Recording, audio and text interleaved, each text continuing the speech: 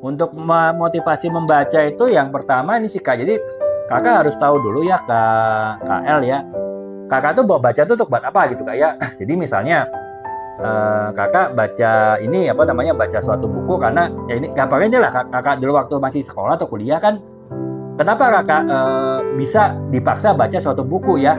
Karena buku itu akan dijadikan bahan untuk ujian semester misalnya. Nah itu kan mau nggak mau Kakak harus baca. Jadi kan berarti kan istilahnya untuk Kakak bisa motivasi Kakak harus tahu tujuan Kakak membaca ya. Mungkin kalau Kakak sekarang udah kerja, Kakak nggak ada tuntutan lagi untuk baca buku.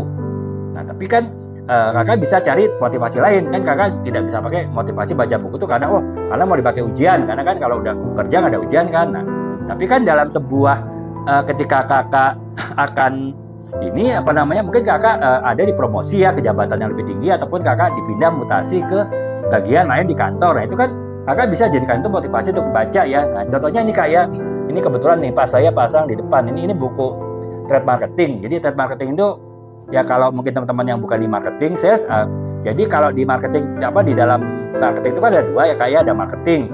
Kalau marketing itu yang dia intinya apa kerjaannya adalah menghasilkan produk baru, kemudian juga membuat iklan-iklan, kemudian membuat promosi lah. Jadi intinya buat konsumen ya, buat pembeli akhir. Nah kemudian ada namanya sales. Kalau sales itu tujuannya membujuk toko biar bisa mau membeli produk kita gitu. Nanti kalau di toko itu sudah ada barang kita, nanti konsumen yang sudah kita bujuk melalui iklan-iklan akan datang ke toko untuk beli produk kita. Jadi kan ceritanya seperti itu kayak nah dalam waktu 10-20 tahun belakang ini ada ilmu baru namanya trade marketing. Trade marketing itu melakukan kegiatan promosi, iklan, kemudian membuat kegiatan untuk membuat promosi-promosi diskon-diskon. Itu kan kegiatan marketing sebetulnya tapi dilakukan di toko. Jadi dia langsung datang ke toko-toko si trade marketing itu kemudian membuatkan kegiatan agar konsumen calon pembeli yang sudah datang ke toko itu tidak datangnya sih ke toko mau beli produk kita karena ngeliat iklan kita, tapi ketika di toko kan barang kita nggak dipromosiin, dia lihat barang ini kompetitor, bisa jadi dia beli barang kompetitor kan. Makanya kita harus jaga ini biar ketika orang datang mau beli produk kita tetap beli produk kita. Nah itulah kegiatan trade marketing Kak. Nah ketika itu saya kan di marketing Kak ya, kemudian di satu kantor elektronik ya, perusahaan elektronik. Nah kemudian saya akhirnya ditugaskan. Sebelumnya saya jadi head departemen head di produk marketing ya, departemen produk marketing. Kemudian saya ditunjuk untuk membentuk produk trade marketing membentuk departemen trade marketing sebagai head juga ya, sebagai head departemen gitu. Nah karena saya waktu itu belum punya banyak pengetahuan tentang trade marketing, nah saya mau nggak mau kan harus baca Kak ya. Saya banyak baca itu ya terpaksa, dan apa terpaksa ya karena kan saya udah ditunjuk, udah keluar SK-nya saya menjadi head departemen trade marketing itu bulan depan. Nah, mau nggak mau saya harus belajar. Nah itu jadi saya mencari motivasi untuk belajar Kak, yaitu dengan itu tadi.